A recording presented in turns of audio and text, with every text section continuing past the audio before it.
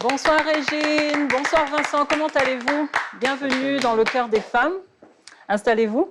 Bonsoir, comment vous allez ce soir?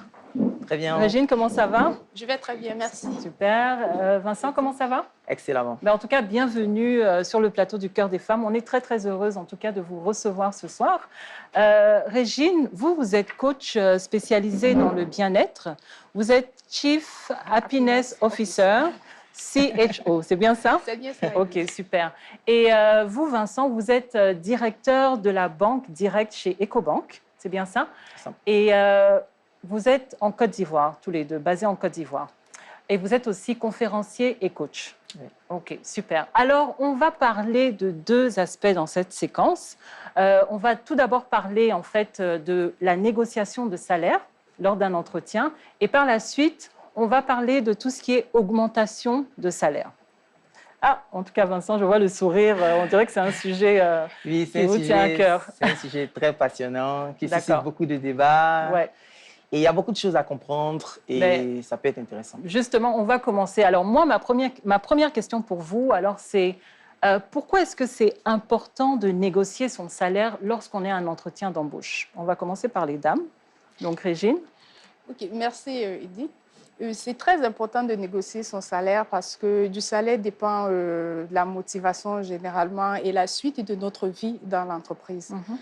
Comme on dit, c'est l'argent qui fait le travail aujourd'hui. Si on n'a pas de salaire, on ne peut pas travailler et c'est une rémunération aussi. Donc, c'est une contrepartie d'un service, d'un travail que nous avons effectué. D'où c'est très important pour un départ de s'asseoir en face de son employeur pour réellement savoir ce qu'on gagnera, pour réellement savoir quel est le gain que nous pouvons recevoir peut-être du travail que nous serons amenés à faire.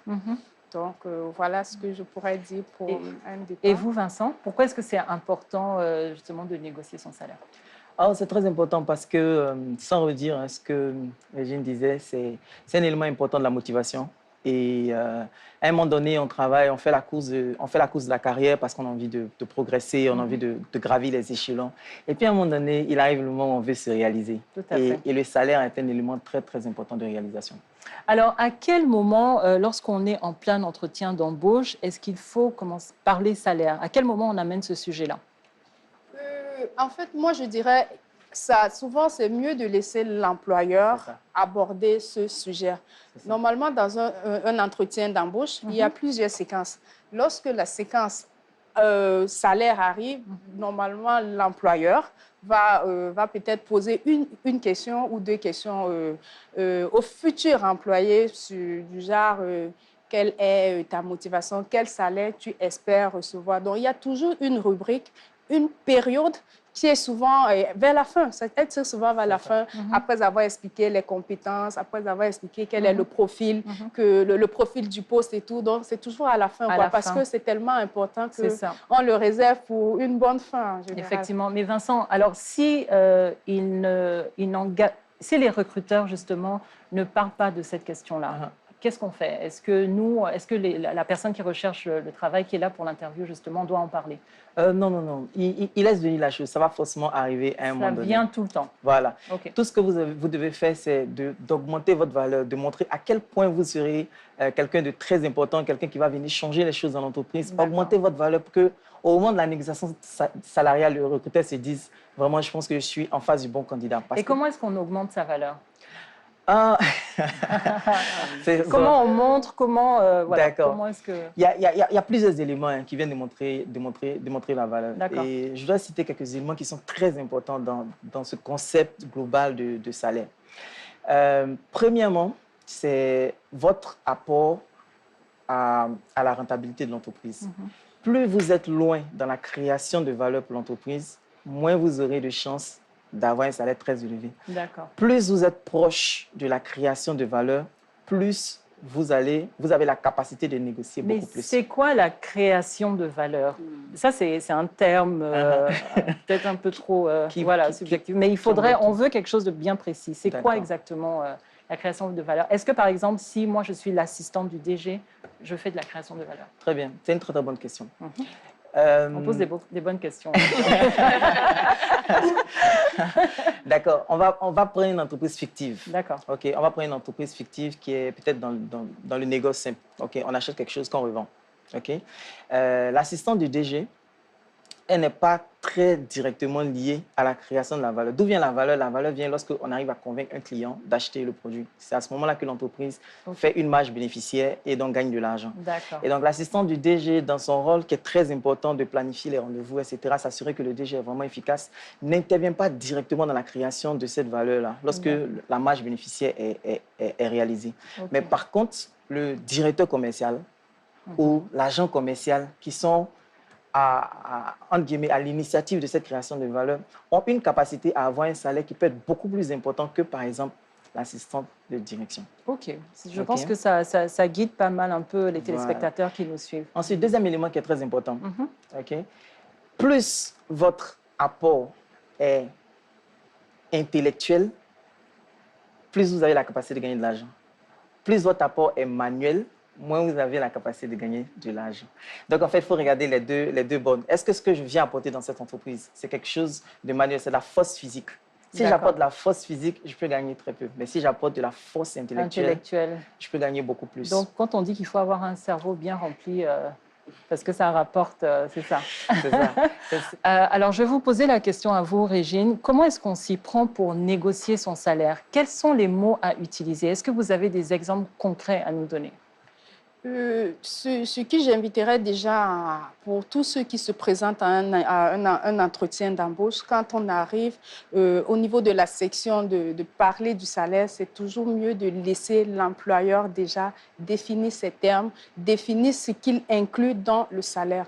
Et aussi, il faut se mettre dans la posture, il faut savoir se vendre, comme Kadio le disait. Il ne faut pas recevoir nécessairement ce que l'employeur dit en termes de bon, c'est ça et tout. Il faut toujours être dans cette dynamique de se vendre, d'écouter, de comprendre. Et aussi, les mots, ça dépend de l'état d'esprit dont nous amenons. C'est OK de noter déjà. Quand la plupart, c'est de prendre des notes.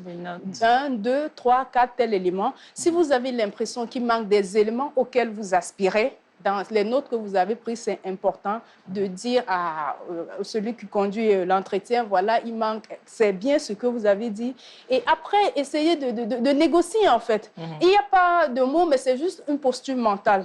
Je ne me mets pas dans la posture de celui, bon, ce qu'on me donne, je prends comme ça et tout. C'est oui, ça m'arrange pas. Et surtout, le défi avec la négociation de salaire, c'est quand on vient négocier ce salaire, il faut savoir ce qu'on attend, ce qu'on espère, ce qu'on veut. Parce que beaucoup de personnes viennent négocier du salaire. Ils ne prennent pas le temps de se préparer. C'est-à-dire quoi? Il faut que je connaisse mes messages quand je vais négocier un salaire. À ce jour, quel est le minimum que je peux prendre et quel est le minimum que je ne peux pas, en dessous duquel je ne dois pas descendre, et quel est le maximum? Ce sont des éléments qu'on écrit, ma maison et tout. Une évidence est souvent, le jeune qui commence à 20 ans n'a pas les mêmes charges que celui qui a 30 ans. Donc, c'est pour ça que cette préparation personnelle est importante. Je vais, par rapport au poste et tout, voilà, moi j'ai besoin, je prends un minimum 200 000 parce que je pense que, parce qu'au finish, le salaire, il est là, comme il dit, pour qu'on se réalise, pour satisfaire aussi à nos besoins, aux besoins sociaux. Donc, à un moment donné, il faut se préparer. Et maintenant, quand on est en face de notre interlocuteur, de dire, voilà, les mots disent, je veux ceci, mais tout utiliser de la politesse et la poursuite pour que le recruteur se rende effectivement compte, comme il a dit, que c'est un stratège. C'est quelqu'un qui sait ce qu'il veut et qui peut défendre ce qu'il dit. Exactement. Je pense, Vanessa, tu as une question? Je voulais demander quelles sont, on a parlé de ce qu'il faudrait faire, quelles sont les pires erreurs dont vous avez connaissance dans le cadre d'une négociation de salaire à l'embauche? Les pires erreurs, moi, je dirais... Bon. En gros, qu'est-ce qu'il ne faut pas faire? En gros, qu'est-ce qu'il ne faut pas faire? C'est avoir l'impression déjà d'être très évasif quand on parle du salaire. d'être gênés, parce qu'il y a beaucoup qui sont gênés. Quand on parle du salaire, ils sont gênés, ils sont honteux. Mais en même temps, c'est culturel. On a peur un peu de parler d'argent. Non, il faut dépasser ça, parce qu'au final, si tu ne sais pas négocier ton salaire, ça va impacter sur la suite dans l'entreprise. Est-ce que ça ne vient pas aussi, mais comme vous l'expliquiez, d'un manque de préparation? Parce que si on ne s'est pas posé la question avant, c'est sûr que... C'est très important de se préparer pour aller négocier son salaire. Parce que si on ne s'est pas préparé, on risque d'avoir honte, on risque d'être gêné. Et quand on est gêné, on est stressé, on sort souvent des mots, non, je n'ai pas compris, non, je ne veux pas ce salaire, ça ne m'arrange pas. Oui. On n'a pas besoin de dire, ça ne m'arrange pas. Il y a des mots pour politesse, ok, mais est-ce que, s'il vous plaît, avez-vous pensé à peut-être m'ajouter? En fait, le but, c'est de savoir, comme c'est un peu comme de la drague, à un moment donné, il faut savoir tchatcher aussi. Il faut savoir la tchatche, là. Il faut savoir draguer l'interlocuteur et surtout rester dans cette positive qu'on sait ce qu'on veut. Exactement. Vincent? Alors, moi, je voudrais préciser dans la phase, merci beaucoup, Régine, pour tout ce que tu as dit, c'est tellement juste. Je vais structurer un peu dans l'approche. Si je suis un candidat et que je veux aller, je sais que j'ai un entretien, il y a 3 éléments principaux que je dois savoir. Premièrement, et qui détermine la quantité d'argent que je peux avoir. Désolé d'utiliser le terme quantité, mais tout le monde comprend quand on dit quantité. C'est le meilleur mot. Allez-y. Voilà, la quantité d'argent que je veux, c'est la capacité de cette entreprise à me donner le montant que je veux. OK. Je peux avoir le même diplôme, la même formation, la même expérience, mais une entreprise européenne peut me payer 2 fois plus qu'une start-up peut me donner. Bien sûr. Donc, premièrement, l'entreprise qui va me recevoir, je dois avoir des informations. Quel type de salaire ils ont l'habitude de donner? Quel type de salaire? Qu'est-ce qu'ils peuvent payer? Si je peux me permettre, Vincent, et excusez-moi, comment obtenir ces informations? Dieu merci, aujourd'hui, on a l'Internet. Avant, c'était extrêmement compliqué parce qu'il fallait forcément connaître quelqu'un dans ces entreprises, etc. Mais aujourd'hui, grâce à l'Internet, on peut avoir des informations. Vous allez sur Tonton Google, vous tapez toutes les informations, salaire à tel niveau de poste, à tel niveau de responsabilité, ça va vous donner des idées. Et vous benchmarkez en Europe, en Afrique, qu'est-ce que ça donne? Ça vous donne une bonne idée. Donc, je peux avoir, pour la même fonction, je peux avoir un salaire qui est 2 fois plus important dans une entreprise qui a la capacité de me donner cela plutôt que dans une autre entreprise. Premier élément très important. Donc, même si, comme Régine a dit, mes besoins, ça fait 200 000, je me rends compte que les gars qui sont en face de moi, je peux leur demander 1 million et ça ne va rien changer dans leur business. Je peux demander les 1 million et je peux l'avoir parce que l'entreprise qui recrute, c'est un élément très important. Deuxième élément, c'est le niveau de diplôme qui est requis dans l'offre. Une entreprise qui est en train de chercher un bac plus 5 avec 5 ans d'expérience, il y a une idée de ce qu'elle veut payer à ce gars. Même si j'ai un bac plus 2 ans d'expérience, et qu'elle est en train de chercher un bac plus 5 ans d'expérience, elle a déjà prévu un package pour un gars qui a un bac plus 5 avec 5 ans d'expérience. Donc, même si je n'ai pas le niveau, je peux aspirer à ce niveau de salaire. D'accord. Voilà. Aspirer. Merci pour la précision. La voie, c'est une autre chose. Et puis le troisième niveau, c'est ce que j'appelle le salaire cible. Chacun de nous doit faire un petit exercice. Très amusant. Qu'on pourrait faire, peut-être, ça prend 2 secondes à faire. Allons-y. Premièrement, vous regardez ce que vous gagnez actuellement. Ce que vous gagnez actuellement avec votre travail, avec vos revenus, bref, ça c'est ce qu'on va appeler, entre guillemets, le petit salaire. Désolé, j'ai appelé ça. On dit 100 000. Alors, donc, on va dire 100 000. D'accord. Deuxième niveau, on se dit, OK, par rapport à qui je suis, par rapport à ce que je veux faire, par rapport à là où j'ai envie d'arriver, par rapport à ce que je connais, par rapport à ce que je suis capable d'apporter dans l'entreprise, comme Régine a dit, par rapport à mes charges, quel est le montant de salaire que je voudrais avoir pour sentir que, on a commencé à me payer? 500 000. 500 000. Mais là, par rapport à ça, parce qu'il y en a qui ont des grosses ambitions, là. Oui. Et qui ne savent pas vraiment jauger, justement, de leur valeur ou de ce qu'ils veulent. Il y en a un qui va te dire que moi, je veux une grosse maison, je veux ça, donc je demande un salaire très élevé. C'est ça, on va y arriver. Allons-y. C'est une très bonne introduction. Donc, on va dire 500 000, ça c'est ce que je me dis. Si on me donne 500 000 tous les mois, et je suis bien. OK. Troisième partie, c'est d'être à l'aise avec un montant. Parce que je ne sais pas le développer ou l'expliquer scientifiquement. Peut-être que Régine va m'aider. Mais tant que vous n'êtes pas encore à l'aise avec un montant, vous avez du mal à l'avoir. D'accord. Vous devez être à l'aise avec 500 000. Donc, à l'aise avec... Mais comment on fait pour être à l'aise avec mais c'est ce que je dis, tout est d'abord, il faut se préparer mental. Vous savez, quand vous voulez obtenir quelque chose, on le dit spirituellement ou bien, il faut l'attirer. Donc, si vous avez besoin d'un salaire de 500 000 francs, mettez-vous dans la peau de celui qui a le salaire de 500 000 francs, qui mérite 500 000. Et ce sera plus facile pour vous d'aller dans une négociation et d'insister et d'obtenir vos 500 000. Mais si vous avez, par exemple, vous êtes dans la mentalité de celui qui, bon, j'ai besoin de 200 000, mais je vois 500 000 très loin. Rassurez-vous que vous ne serez pas assez convaincant pour attirer vos 500 000 dont vous avez besoin. à ce Oui, sujet-là, Joséphine. qu'est-ce qu'on répond quand on demande les prétentions salariales? Non, Est-ce qu'on donne une fourchette? Je ne sais pas arriver. Ah, vous n'êtes pas encore arrivé à ça. On va y arriver. Mais moi, je voulais juste dire, Oui. vous nous dites que si on demande un salaire de 500 000, en gros, il faut ressembler à quelqu'un qui veut un salaire de 500 000. Ça me fait peur, ça. Parce ça veut que dire du coup, quoi exactement, chez nous, quand on dit non, mais il faut se mettre dans la peau de... Oui. On va aller dépenser comme si on gagnait 500 000. Mais qu'est-ce que ça veut dire concrètement? concrètement? Est-ce que moi, par exemple, je ressemble à un salaire de 500 000? Je veux dire, c'est un peu abstrait, je trouve. Non, je vais y arriver. Je veux dire, OK, allez-y. il faut être capable de, même pas encore le dépenser, hein, il faut être capable de le ressentir. Il faut être capable de le ressentir. Il faut être capable de se dire, je mérite ça. OK?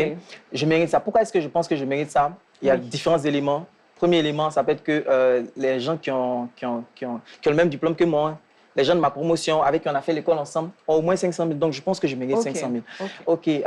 J'étais dans une autre entreprise. Je n'étais pas à ce poste-là, mais mon patron, il avait 500 000. Donc, aujourd'hui, comme je vise le poste de mon patron, je pense que je mérite 500 000. D'accord. OK. Et puis après, la dernière bonne raison, c'est de se dire, attends, si on me donne 500 000 tous les mois, qu'est-ce que ça fait? Ça fait rien. Je veux avoir ça. Donc, quand on est un peu à l'aise avec ce montant, on n'a pas fini. Ce qu'on a fait maintenant, c'est multiplier ce montant-là par 2. OK. Et là, on arrive à... 1 million. OK. Le pire, Alors- c'est que c'était 1 million que j'avais dans la tête au départ. Donc, il y arrive là. Voilà. Et donc, ce 1 million-là, ça sera quoi? Ça sera le salaire cible. Ce salaire cible-là, c'est le montant que, en réalité, vous valez. En réalité, vous valez. Notre culture fait qu'on a tendance à dire la moitié de ce qu'on vaut vraiment. Parce qu'on n'est pas habitué à mériter ce qu'on veut vraiment. Et c'est la différence avec, par exemple, la culture européenne, où l'Européen, il a tendance à dire directement ce qu'il pense qu'il mérite. Mais l'Africain a tendance à... Exactement. En Ouais, général, ils les sont anglo-saxons sont directs. directs. Joséphine? Alors, donc, qu'est-ce qu'on répond aux recruteurs qui nous disent que l'entreprise a une grille de salaire, donc du coup, ce n'est pas négociable? D'accord, c'est une gentille question. Alors, donc, on a le salaire cible qui est 1 million. Je veux revenir juste une seconde. On revient sur nos 1 million. Oui. On a le salaire cible qui est 1 million. Et donc, c'est ça que je m'en vais chercher. OK. Est-ce que cette entreprise peut me donner 1 million? Je ne sais pas. Est-ce que... tout comme on va négocier, mais ce que je vise aujourd'hui, c'est le million. Je veux mon million. Et donc, quand j'arrive, le recruteur me demande combien est-ce que vous voulez comme salaire? À ce moment-là, il faut sourire. Toujours, c'est important. Vincent, moi, j'aime ça. Vous savez, Le sourire. ce sourire. C'est important. Parce que le sourire, il est désarmant. Parce que quand tu souris, on ne sait pas si tu es content ou tu vas... Si tu te prépares, tu te prépares je sais la En tout cas, ça répond à une question où c'est ça... Voilà, OK. Donc, un joli sourire, et puis vous dites au recruteur, qu'est-ce que vous avez à me proposer? Avec toutes les dents dehors. Avec toutes les dents dehors. Un sourire, D'accord. Qu'est-ce que vous avez à me proposer? OK? Et à ce moment-là, le recruteur, il a plus d'attitude. Il peut vous dire, bon, OK, on a prévu des choses, mais on aimerait savoir combien vous voulez. Vous dites, OK, bon, je ne sais pas combien je peux vouloir, mais bon, dites-moi, qu'est-ce que vous avez prévu? Faites-moi une proposition, on va s'entendre. OK? Le recruteur peut dire, ouais, mais bon, nous, on a besoin de savoir combien vous gagnez là où vous travaillez avant. Exact, c'est exactement ça. OK? On dit, OK, ce que je gagne actuellement ne peut pas servir de base à la négociation. Parce que c'était une autre entreprise, c'était d'autres réalités, j'étais jeune, etc. Faites-moi une proposition, nous allons certainement nous entendre. Donc, on ne dit pas ce qu'on gagnait. On ne dit pas. Si tu as dit. Erreur de Gawa.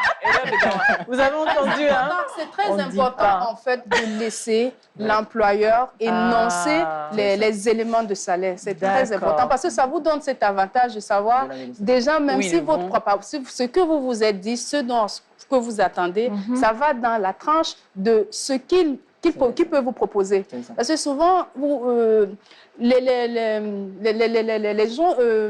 ceux qui vont en entretien manquent tellement d'assurance, comme il disait. Ils ont tendance à donner la moitié de ce qu'ils valent.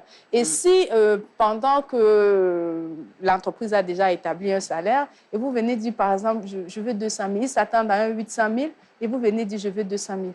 Vous voyez qu'à un moment donné, ça montre même votre manque d'assurance. Parce que, comme il dit, pour certains postes, pour certaines fonctions, il y a quand même à peu près. Mais le réel défi, je dis, c'est qu'avec aussi la précarité de l'emploi, ce n'est pas souvent très objectif. Parce qu'aujourd'hui, on peut réellement demander dans une fiche de... On peut chercher un collaborateur qui a un bac plus 5 et proposer 250 000, 350 000. Oui, donc, ça se voit souvent. Voilà, ce sont des éléments que nous rencontrons aujourd'hui avec le défi de précarité de l'emploi. Moi, je reviens à dire, ça dépend de ce qu'on veut. c'est très important de ce qu'on veut. Est-ce qu'on le prend ou on ne le prend pas? De ce qu'on veut et de ce qu'on vaut. Voilà. Est-ce qu'on le prend ou on ne le prend pas? Et tout, c'est dans la préparation. Je peux commencer par ça. C'est comme un verre d'eau. Je commence à remplir mon verre d'eau là en espérant qu'un jour, il va arriver de ce côté. Donc, tout ça dépend de... C'est personnel souvent. Ou je prends ou je refuse. Mais c'est très important de souligner le fait de précarité d'emploi qui ne lie plus nécessairement le niveau des diplômes au niveau de salaire perçu ou bien proposé dans les entretiens. Et donc, si on arrive à une situation où, finalement, après avoir demandé au recruteur de faire une proposition, le recruteur fait une proposition, il peut y avoir deux situations possibles. Première situation, là, ce que le recruteur propose est au-delà de ce qu'on veut. Exact. OK? On sourit. Et puis on répond quand même. Toujours. Là, je pense à 1,5 million. Je me dis, On sourit, et puis on dit, c'est une excellente proposition, mais c'est un peu en deçà de ce à quoi je m'attendais. Ah oui. Même si c'est beaucoup plus que ce que tu gagnes, même si ça va au-delà, tu dis, c'est un peu en deçà de ce à quoi je m'attendais.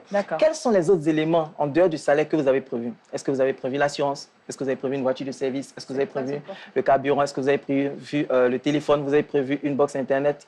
Vous avez prévu le billet d'avion? Vous avez prévu, etc. Wow. Et donc, vous allez négocier tous les éléments pour ajouter. OK? Et si le recruteur dit, vous avez prévu le carburant? Oui, c'est combien? C'est 50 000. Et 75 000? Non, bon. Et 60 000? Ça veut dire que chaque franc que vous avez la possibilité de gagner, vous allez le gagner. Ça, c'est dans le cas où, par exemple, il est au-dessus. Imaginons qu'il est vraiment au-dessous de ce à quoi vous attendez. Vous dites encore la même chose, souriez. Mais si c'est une bonne proposition, mais c'est un peu en deçà de ce à quoi je m'attendais. Quels sont les autres éléments que vous avez prévus?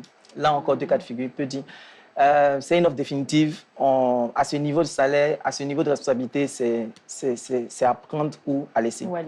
Là, je rejoins Régine pour dire, là, vous dites, bon, OK, d'accord, vous avez le choix. Est-ce que vous avez envie de prendre ou pas envie de prendre? Mais vous automatiquement préparez votre future augmentation de salaire en disant, je peux comprendre que peut-être que votre entreprise, pour l'instant, passe par quelques difficultés, etc. Mais est-ce que vous êtes d'accord si j'arrive à atteindre et dépasser tous mes objectifs, que d'ici 3 à 6 mois, on puisse renégocier mon salaire parce que je m'attendais à quelque chose de meilleur. Et généralement, 99% du temps, le recruteur va dire oui parce qu'il pense que 3 à 6 mois, c'est long. C'est comme ça que je pensais que 2020 était loin quand on était en janvier 2019. Et 2020 est en train de finir. Donc, 3 à 6 mois, ça va arriver à la vitesse de l'éclair. Et vous allez pouvoir renégocier. OK. Voilà. Et ça, c'est des conseils vraiment précieux. Hein. Tout à fait. Oui, mais tout de suite, excusez-moi, je me dis, vous avez demandé, vous avez préparé votre futur employeur à une future augmentation. Et si 3 à 6 mois après, il ne se passe rien? Là encore, il y a la démarche. Il y a la démarche pour obtenir l'augmentation du salaire. Il y a la démarche. Okay. Généralement, on est très passif. On est très passif. On se dit, comme j'ai dit à mon employeur, quand on allait renégocier mon salaire, je ne fais rien du tout, je ne lui parle plus de ça. Et puis 6 mois après, je dis, monsieur, mon augmentation. Non, il va dire, tu n'as rien dit. Mais justement, on va parler justement de tout ce qui est augmentation de salaire en deuxième partie de l'émission. On va d'abord regarder un peu ce que nos téléspectateurs, en fait, pense justement de notre thème de ce soir. Donc on va regarder et on revient tout de suite. Je négocie mon salaire, une augmentation en fonction de mon rendement et du rendement de l'entreprise. Les efforts que tu fournis, si tu sens que ce que tu fais, tu fournis plus d'efforts et puis tu n'as pas vraiment un bon salaire, tu peux négocier.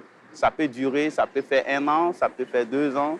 Ça peut faire le temps que ça peut prendre pour que le patron puisse vraiment comprendre que tu travailles fort et qu'il est en mesure de te faire une augmentation. Bon, ce qui est primordial, c'est d'aller de façon pacifique et puis être beaucoup patient. Parce que avant d'aller vers le patron, il faut se mettre toi-même à la place du patron. C'est comme ça que je vois les choses. Parce que chez nous, dans le courant religioniste, que tu ne veux pas qu'on te fasse, il ne faut pas faire à l'autre. Toi-même, tu es conscient qu'actuellement, les activités du patron ne marchent pas. C'est dur sur lui. Et avec ça, tu demandes une augmentation. Ça ne peut pas marcher. Et si nous avons des patrons pacifiques et ça ne va pas, ce n'est pas la peine de faire forcément les paroles. Je pense que la meilleure des choses, c'est de partir tout doucement, chercher un autre ailleurs qui pourra mieux nous arranger. Mais avant de partir, ce n'est pas la peine aussi de gâter derrière. Quand je veux dire gâter derrière, il y a les gens avant de partir, ils font des palabres ou bien ils font du n'importe quoi et puis bon, après ils s'en vont. On ne connaît pas demain. On ne va pas pour revenir, mais on ne connaît pas demain en tout cas. Gardons toujours de bonnes relations avec nos patrons. Demander une augmentation de salaire, ça va dépendre de quel type de contrat tu as dans la société déjà et savoir si c'est la bonne période, c'est-à-dire si c'est une période d'entrée, les choses marchent, tu peux profiter dans ce cadre-là pour demander. Et avant d'approcher ton patron, il faut savoir s'il est content ou pas content. Parce que s'il n'est pas content que tu lui parles d'argent, tu ne vas pas t'attendre à un bon résultat. Je vais en négociation avec lui pour lui faire comprendre que vraiment mes charges sont un peu plus élevées et je travaille plus. Donc, je demande une doléance pour qu'il puisse augmenter mon salaire afin de pouvoir subvenir à mes besoins et puis faire face aux défenses de mes enfants parce que ça devient un peu plus compliqué pour moi. Donc, je vais partir d'abord par négociation. Au cas où on s'est entendu, peut-être que forcément on va trouver un terrain d'entente. Là, c'est clair. Parce que s'il sait que je travaille bien, je pense qu'il va revoir les choses et il va me faire une augmentation. Alors, il semblerait en fait que tout le monde soit d'accord qu'avant de demander une augmentation, il faut d'abord pouvoir justifier les bonnes performances. Est-ce que vous êtes d'accord tous les deux, Régine? Je voudrais déjà revenir à un élément tout à l'heure quand on parlait de l'entretien d'embauche. Souvent, quand vous avez l'impression que soit c'est très élevé ou en dessous, vous pouvez aussi présenter vous pouvez présenter les éléments de salaire que vous avez aujourd'hui, c'est-à-dire dire à l'employeur, à ce jour, je gagne 200 000, voilà 1, 2, 3 éléments que j'ai. Maintenant, je suis ouverte à vos propositions. Ça peut aussi guider. Ça peut aussi guider l'employeur, toujours dans cette idée de consensus. On vient de voir donc des téléspectateurs qui étaient tous d'accord sur le fait que pour pouvoir justifier d'une augmentation, il fallait d'abord prouver qu'on avait une bonne performance au sein de la compagnie. Pas totalement. Pas dans l'entièreté qu'on a. Ce n'est pas nécessairement la performance, même comme c'est la performance qui soutient souvent, la plupart du temps dans nos entreprises, il faut être performant pour demander, mais il peut y avoir d'autres éléments. Moi, je dirais, par exemple, moi, en tant que coach bien-être au travail, la performance n'est pas nécessairement pour moi un élément pour aller vers... Parce que souvent, nous avons des environnements du travail qui ne sont pas propices à une certaine performance du collaborateur. Et si on demeure dans cet environnement qui n'est pas propice à cette performance du collaborateur, on aura l'impression... Parce qu'il y a des entreprises où on n'arrive pas à être performant parce que la qualité de vie qui vit dans l'entreprise ne nous amène pas à être performant. Donc, je ne mettrai pas à 100% l'élément performance. Vincent a parlé d'un élément tout à l'heure. Il faut déjà partir au départ. Quelle est la promesse qu'on s'était faite? C'est un élément qui peut nous pousser parce qu'on a atteint la performance. Et secondairement aussi, on peut partir sur l'évolution de l'entreprise. On peut ne pas être performant, perçu directement, mais on apporte quelque chose. Maintenant, l'entreprise a évolué à un moment donné. Je suis entrée avec un salaire de 200 000 francs. Je pense que je suis à mesure aujourd'hui de peut-être solliciter un salaire de 250 000 francs. Parce que moi, je pars du principe qu'on ne garde pas un non-performant dans une entreprise. Effectivement. Une entreprise, on n'est pas là pour se chouchouter, il n'a pas travaillé. Donc, d'office, dans le mindset d'un employeur, si cet employé est là, c'est parce qu'il est performant. Donc, je ne suis pas d'accord qu'on dise qu'on attend une certaine performance. Parce que s'il n'est pas performant, il ne serait pas là. D'accord. Alors, je vais juste aller poser une question justement à Vincent en ce qui concerne l'augmentation. Donc, à partir de combien de temps dans l'entreprise on peut justement demander une augmentation? C'est très variable. D'accord. C'est très, très variable. Il y a des entreprises qui ont des mécanismes où chaque année, il est déjà prévu, en fonction de l'évaluation, une augmentation systématique du salaire. Donc, si vous êtes dans une entreprise qui est organisée de la sorte, vous essayez d'être très performant au cours de l'année parce que si vous atteignez vos objectifs systématiquement, vous aurez une augmentation de salaire. Maintenant, en dehors de ces augmentations systématiques de salaire qui sont peut-être prévues déjà par le système, on peut aller avoir une négociation de salaire avec son employeur. Généralement, la démarche que je propose, c'est une démarche en 3 étapes. D'accord. Donc, la première étape, c'est vraiment de un peu chercher aussi à savoir est-ce que l'employé est satisfait du travail qu'on produit actuellement. Peut-être que l'employeur nous attend à un autre niveau. Et on a l'impression qu'on excelle dans ce qu'on est en train de faire, mais il nous attend à un autre niveau. Donc, il faut vraiment déjà s'assurer que est-ce que je suis vraiment là où le recruteur ou mon employeur m'attend. Deuxièmement, vous lui dites clairement que, OK, moi j'ai besoin d'avoir une augmentation de salaire, mais je veux mériter cette augmentation de salaire. OK, je veux la mériter. Qu'est-ce que je devrais faire pour mériter une augmentation, pour passer de 200 000 à 250 000? Qu'est-ce que je devrais faire? Quels sont les targets, quels sont les KPI que vous pouvez me donner sur lesquels, si on s'entend, je peux avoir cette augmentation de salaire? Parce que pour moi, pour qu'on augmente mon salaire, c'est que je produis plus, j'aide l'entreprise à aller beaucoup plus haut. Ok. Donc, je veux aider l'entreprise à aller plus haut. Je suis volontaire pour aller plus haut. Qu'est-ce que je peux faire pour qu'on aille beaucoup plus loin? Donc, il faut être ouvert au fait qu'on veuille une augmentation de salaire. Et qu'on veut la mériter. D'accord. Et puis le dernier élément, il va dire, bon, OK, si tu atteins tel niveau, etc., je pense qu'on pourrait renégocier le salaire. Et puis donc, vous avez, troisième étape très importante, un calendrier de suivi et d'évaluation. D'accord. C'est-à-dire qu'on se dit, OK, notre horizon, c'est 6 mois. Dans 6 mois, je pense que je peux avoir une augmentation de salaire de plus de 50 000. OK. Donc, chaque mois, nous allons faire une réunion pour qu'on puisse s'assurer que sur chacun des indicateurs sur lesquels vous voulez m'évaluer, ça peut être aussi mon attitude. Quand il parlait de performance, c'est tellement intéressant. Il y a des collaborateurs qui sont certes performants, mais le gars, il ne vient jamais aux réunions, ou il ne vient jamais à leur réunion, ou le gars, il est habillé de façon désinvolte, ou le gars, il a des propos désobligeants. Donc, c'est tout un ensemble, en fait.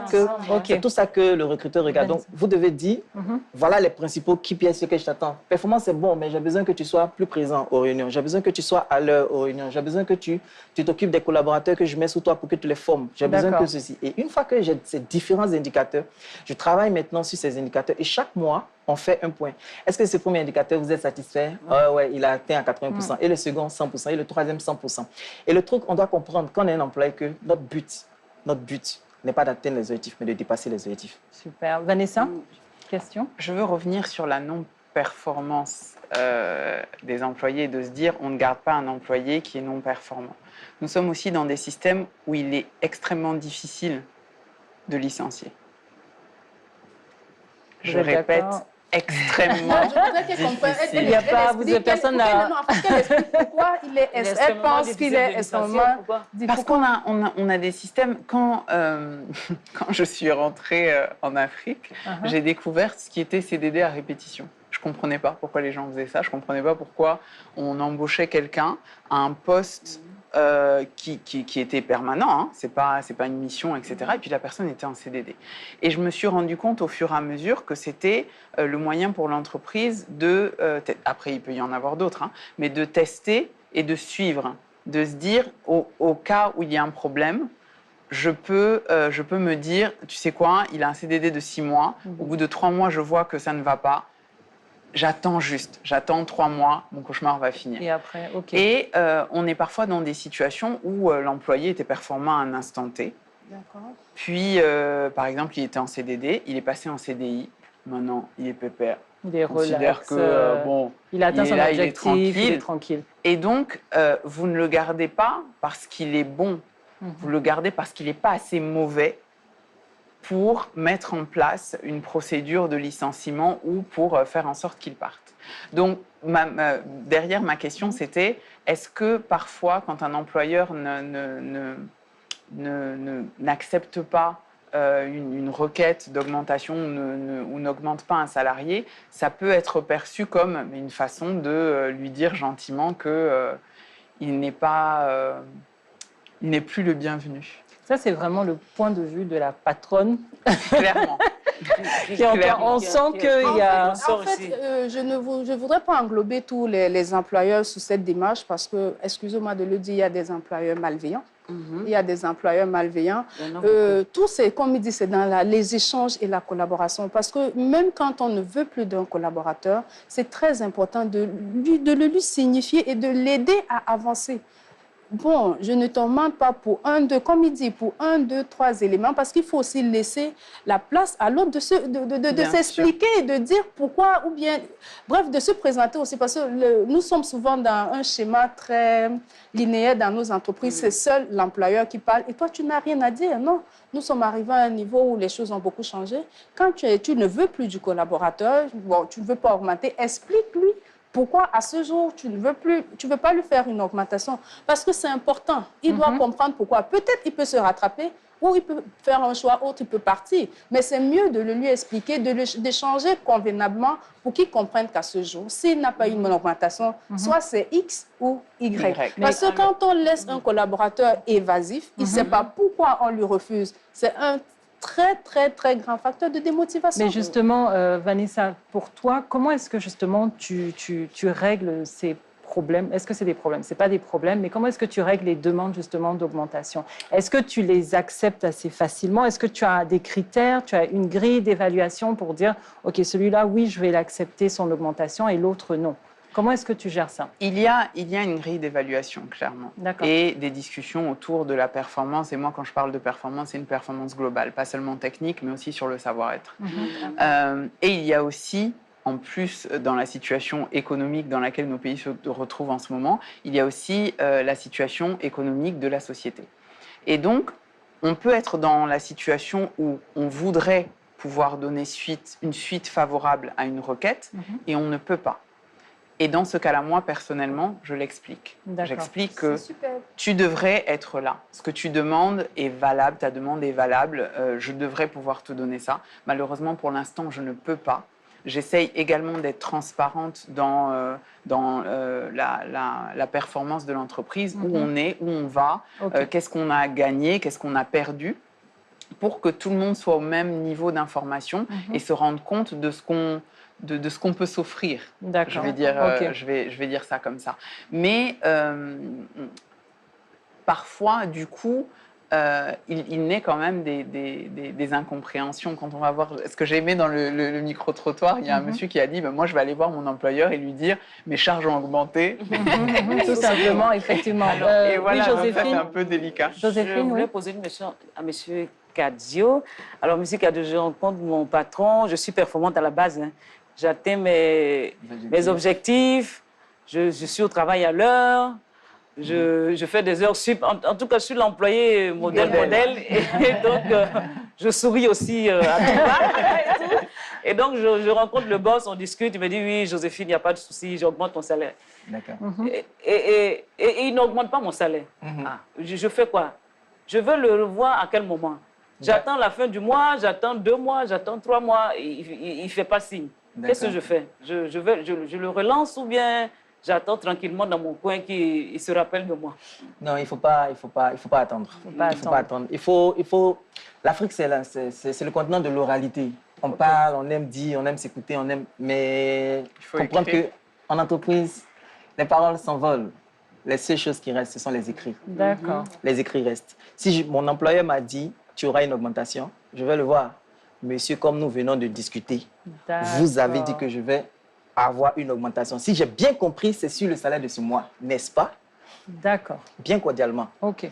Et tu envoies. Donc, s'il il répond pour dire, non, je n'ai pas dit fin de ce mois, j'ai dit peut-être le mois prochain, vous avez une date.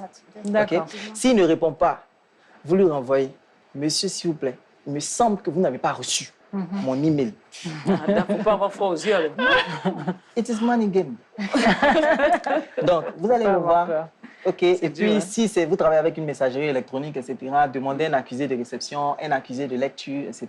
Et puis, allez le rencontrer pour dire, ah, mais je vous envoie un mail pour confirmer ce qu'on a dit, mais bon, vous m'avez toujours pas répondu par mail. Qu'est-ce qui se passe? Mais quand le patron refuse complètement, qu'est-ce qu'on fait? C'est quoi notre recours? Alors, il est temps de prendre une décision. Vous savez. D'accord. OK. Vous regardez maintenant. Est-ce que rester ici avec ce niveau de salaire et ce niveau de performance, est-ce que ça vous convient? Ça me convient toujours ou est-ce qu'il est temps pour moi de partir? Okay? D'accord. Voilà, moi je suis bon, mon nom est déjà gâté en Côte d'Ivoire. Hein, bon. Je suis un fervent adepte de la démission. OK. Parce que pour moi, démissionner, c'est partir pour mieux. Okay. D'accord. Voilà, c'est parti pour mieux. On peut faire ce qu'on a à faire, on peut devenir un gros... J'ai pris une analogie. Hein, il faut assumer dans le bocal. La démission. Là, oui, bien sûr, bien sûr. Démissionner et ne plus revenir. Je prends une analogie du poisson dans un bocal, vous voyez. Quand vous rentrez dans une entreprise, vous êtes ce petit poisson-là et vous grandissez, vous grandissez, vous grandissez. Vous arrivez à un stade où le bocal devient petit pour vous. L'employeur, s'il peut vous mettre dans un bocal plus grand, il va vous mettre dans un bocal plus grand. Mais il arrive des situations où l'employeur ne peut pas grandir son bocal pour pouvoir vous contenir. Il est temps de quitter ce bocal, d'aller dans un bocal beaucoup plus grand où vous serez à nouveau un petit poisson et vous avez le temps de devenir une baleine. Super. Du coup, je veux revenir sur ce que Joséphine a dit tout à l'heure, quand il disait oui, il faut envoyer un courrier et tout ça, tu as dit ah mais c'est dur. Et j'ai l'impression parfois que en tant que femme, on ne joue pas au money game de la même façon en fait. On est parfois mal à l'aise de se dire ça ne devrait pas être une ça ne devrait presque pas être des échanges. Nous, on aime bien quand on n'a pas à en parler, en fait. Tu as vu que j'ai eu une bonne performance et tu es censé me donner ce à quoi j'ai droit. C'est ça. Il faudrait vraiment qu'on sorte de « tu as vu, tu devrais ». Il faut, la conversation dans le couloir. « Ah, mais je vous ai dit, patron, la dernière fois dans le couloir, ou alors devant sa voiture, moi, il partait. » Non, ça ne compte pas du tout. Ça compte pas. Il faut vraiment formaliser et être pro. On arrive en fait à la fin, malheureusement, de notre séquence. Donc, Régine et Vincent, je vous remercie infiniment d'avoir été là, en tout cas pour nous. Et j'espère vraiment que tous vos conseils vont aider plus d'un, ceux qui nous regardent. J'espère que vous avez bien entendu et que vous allez pouvoir appliquer ces conseils-là une fois que vous allez vouloir donc augmenter votre salaire ou négocier même votre salaire. Nous espérons en tout cas que vous en avez appris un peu plus sur ce sujet ce soir. Et si vous souhaitez réagir à notre discussion, vous pouvez nous écrire sur les réseaux sociaux Facebook et Instagram du Cœur des Femmes.